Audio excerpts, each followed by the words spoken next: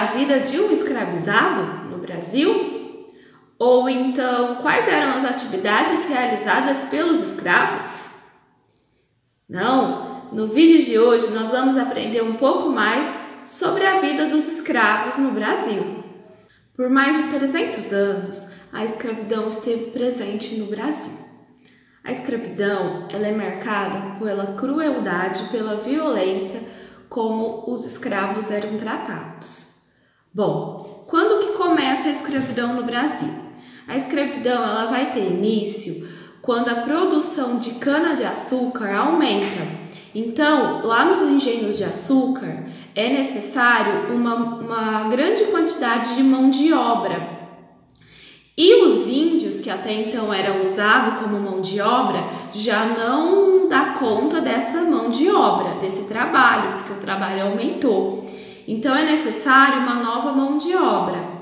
E é nesse momento então que tem início a escravização dos africanos. Os escravos, eles eram trazidos de diferentes lugares da África. Então, aí no mapa a gente pode perceber a localização do continente africano. Eles eram capturados e eram vendidos para os portugueses por tribos inimigas. Os portugueses, eles usavam fumo e cachaça como moeda de troca. Depois de capturados, esses escravos eram colocados em navios. Esses navios ficavam superlotados e as condições eram precárias. E eles atravessavam todo o Oceano Atlântico, da África até o Brasil. Como muitos escravos morriam durante essas viagens, esses navios ficaram conhecidos como navios tumbeiros. Tumba, porque muitos escravos morriam durante a travessia. Bom, os escravos, eles realizavam diversos trabalhos. Nos engenhos, eles realizavam praticamente tudo. Corte da cana, o carregamento da cana, todo o processo da fabricação do açúcar. As escravas, elas trabalhavam na casa grande, que é a casa do senhor de engenho e da sua família. Elas cozinhavam, elas limpavam, elas eram babás das crianças. E também os escravos realizavam trabalhos nas cidades, como vendedores, barbeiros, carregadores de mercadoria. Então os escravos eles faziam todo tipo de trabalho. Havia uma forma dos escravos conseguirem a liberdade, que era através da compra da carta de alforria.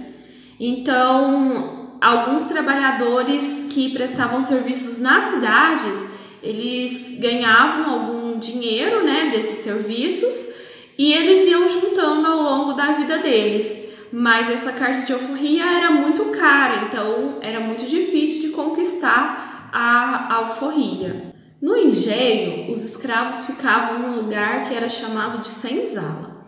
A senzala era um lugar muito escuro, pouca ventilação, não havia cômodos, era simplesmente um grande barracão, ali os escravos ficavam todos juntos, a maioria da senzala era de terra batida, o chão. Algumas senzalas à noite os escravos ficavam acorrentados para evitar fugas. A vida de um escravo era muito difícil, ele tinha que trabalhar muito e quando ele fazia alguma coisa que não agradava o patrão, que no caso é o senhor do engenho, ele recebia punições, castigos muito cruéis, Um dos castigos mais severos que havia era os chicotes, Eles eram amarrados em um pau e levavam chicotadas.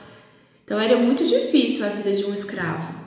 Muitos escravos, eles reagiam a essa vida difícil que eles levavam. De que forma? Através de rebeliões nos engenhos ou nas cidades, mas a principal forma de resistência à escravidão eram as fugas.